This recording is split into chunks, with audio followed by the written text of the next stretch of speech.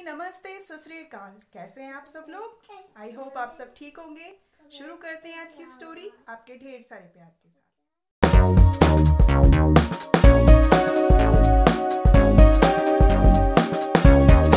एक बार एक principal sir का एक नए स्कूल में ट्रांसफर होता है। जब नए स्कूल में ट्रांसफर होता है तो बच्चे बहुत खुश होते हैं क्योंकि प्रिंसिपल सर जो थे वो बहुत अच्छे थे। प्रिंसिपल सर बहुत अच्छे थे, बच्चों को बहुत प्यार करते थे, बच्चों को बहुत अच्छी अच्छी बातें सिखाते थे और उनको बहुत नई चीज़ें सीखने के लिए प्रिंसिपल सर से मिलती थी। बच्चे प्रिंसिपल सर से बहुत खुश रहते थे। अब प्रिंसिपल सर जो थे उनको 12th क्लास की विदाई करनी थी। 12th क्लास की उनको विदाई करनी थी। अब उन्हें एक ऐसा बच्चा चुनना था उसमें से जिसे वो बिल्कुल अपने स्कूल का परफेक्ट बच्चा बता सकें, बिल्कुल परफेक्ट बच्चा बता सकें, ईमानदार बता सकें और बहुत मेहनती बच्चा बता सकें। उन्होंने सोचा कि मुझे कोई अलग तरीका टेस्ट लेना चाहिए। नोटबुक, पेंसिल, ये सब वाला नहीं, किताबों वाला नहीं। मुझे कोई बच्चों को ऐसा टेस्ट लेना चाहिए जिसमें बच्चों की रुचि हो, बच्चों को मज़ा आए। एक दिन प्रिंसिपल सर ने कुम्हार को बुलाया और उन्होंने 12th क्लास के बच्चों के लिए 36 घड़े बनवाए। छोटे छोटे 36 घड़े बनवाए मिट्टी के, क्योंकि उस क्लास में 36 बच्चे थे तो 36 घड़े बनवाए। अब सुबह जब सारे बच्चे आते हैं 12th क्लास में, सर 12th क्लास में जाते हैं और सारे बच्चों को एक एक घड़ा दे देते हैं, एक एक मिट्टी का घड़ा उन्हें दे देते हैं और कहते हैं बच्चों, इन घड़ों को तुम्हें पानी से अंदर से रोज साफ करना है और ऊपर से इन्हें अच्छे से डेकोरेशन करना है। अंदर से तुम्हें इस घड़े को साफ भी रखना है और तुम्हें इसकी डेकोरेशन ऊपर से बहुत सुंदर करनी है। जिसका सबसे अच्छा डेकोरेशन होगा उस बच्चे को स्कूल का सबसे अच्छा बच्चा मानने के लिए अवार्ड मिला जाएगा।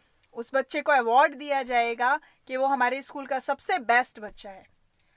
अब सारे बच्चे बहुत खुश हो गए सारे बच्चे के कितना, यानी कि ये तो बहुत अच्छा काम है, बहुत इजी काम है। सारे बच्चे घर चले जाते हैं। अब सारे बच्चे जो थे वो घड़े को कोई मोती से सजाता है, कोई रंग बिरंगे कलर से सजाता है, कोई अपनी अपनी बहुत सारे दिमाग लगा के वो अपने घड़े को सजाना शुरू कर देते हैं। उनके पास टाइम होता है 10 दिन का। 10 दिन का जो टाइम है वो प्रिंसिपल सर उन सब बच्चों को देते हैं। अब जो उनमें से एक बच्चा था उसने जब घड़े को धोया तो उसका घड़ा जो था वो गल गया। एक दिन थोड़ा गला, दूसरे दिन उसने धोया तो वो और गल गया, तीसरे दिन वो घड़ा बिल्कुल ही सजाने लायक ही नहीं बचा, वो घड़ा गल गया। अब वो बच्चा रोज सबके घड़े देखता था, स्कूल में सबकी बातें सुनता था कि यार हमने ऐसा किया वैसा किया, पर वो कुछ बोलता ही नहीं था। वो सोचता था मैं क्या बोलूं, मेरे साथ ये क्या हुआ, यानी मुझे तो मैं क्या बोलूंगा किसी को कि सब बोलेंगे देखो इसने तो एक घड़े को भी संभाल नहीं रखा, एक छोटे से घड़े को भी ये संभाल नहीं सका, मैं तो किसी लायक ही नहीं हूँ, सब मैं सर को कैसे बताऊंगा और मैं बच्चों को कैसे बताऊं। बच्चे बहुत सुंदर सुंदर घड़े तैयार करते हैं, इतने सुंदर हद बिना के सुंदर। अब 10 दिन पूरे हो जाते हैं, सारे बच्चे अपने अपने घड़े लेके आते हैं, सारे बच्चे अपने छोटे छोटे प्यारे प्यारे घड़े लेके आते हैं। वो इतने सुंदर होते हैं कि प्रिंसिपल सर समझ नहीं पाते कि मैं कौन सा घड़ा चुनूं। सारे घड़े इतने सुंदर होते, एक एक करके सारे वो घड़े देखते हैं। कोई मोती से सजा के लाया होता है, उनमें इतने सुंदर सुंदर रंग भरे होते हैं। उन्होंने प्रिंसिपल सर बहुत खुश हो जाते हैं। धीरे धीरे उन्होंने सारे बच्चों के घड़े देख लिए। अब 36वां घड़ा था। उस बच्चे को जब बोला कि बेटा तुम्हारा घड़ा कहाँ है, तो वो कुछ नहीं बोला। प्रिंसिपल सर बोले बेटा कोई बात नहीं, आप बताएं, सच बताएं कि आपका घड़ा कहाँ है। तब वो बोला सर जो वो घड़ा था वो मैंने एक दिन धोया, आपने कहा था अंदर से भी उसे साफ रखना है, दूसरे दिन धोया, तीसरे दिन धोया तो वो सजाने लायक ही नहीं बचा। सर वो गल गया। सर ने कहा गल गया? अच्छा। सारे बच्चे हंसने लगे उस पे, को भी संभाल के नहीं रख पाया। उसने प्रिंसिपल सर ने कहा बच्चों हंसो मत, हंसो मत। असली जो इनाम का हकदार है वो ये बच्चा है। असली जो इनाम का हकदार है वो ये बच्चा है, क्योंकि वो सारे घड़े जो मैंने बनवाए थे कुम्हार से, स्पेशली मैंने वो कच्ची मिट्टी के बनवाए थे।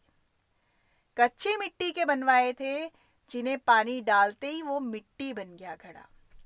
लेकिन आप सब बच्चों के घड़े गल चुके थे, फिर भी आपने झूठ कहा और आप दूसरे घड़े लाए, उन्हें सजा सजा के यहाँ पे लाए।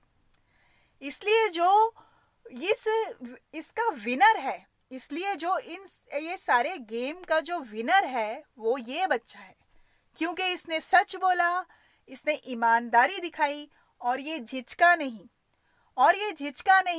ये डरा नहीं कि मैं क्या करूँगा, मैं इसने झूठ का सहारा नहीं लिया, इसने सच बात बताई, इसलिए इनाम इस बच्चे को दिया जाता है।